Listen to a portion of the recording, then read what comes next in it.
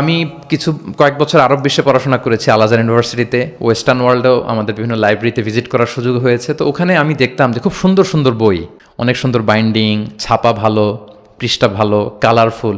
Most recently আমি একটা বই পড়ছি, মিরাজ মহিউদ্দিন নামে একজন Egyptian scholar, Harvard graduate, revelation নামে, অনেকে হয়তো দেখে থাকবেন। এত চমৎকার বই সিরাতের উপর আমি আমার পুরো জীবনীতে দেখিনি।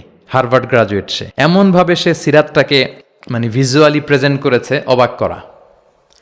তো আমার খুব ইচ্ছে ছিল যে ওয়াই নট বাংলাদেশে আমরা আমাদের এই পাবলিকেশন ইন্ডাস্ট্রি থেকে এরকম বই কেন হয় না। তো যেই প্রকাশকের সাথেই কথা বলি ওনারা বলে যে শায়েক আপনি তো জানেন না, এই দেশে মাথার চেয়ে পায়ের দাম নাকি বেশি।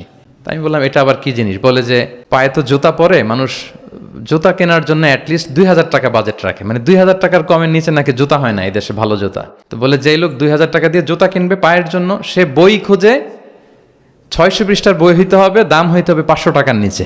তো এই ব্যাপারটা যৌক্তিক, আমাদের মধ্যে ওই কালচারটা গড়ে ওঠেনি।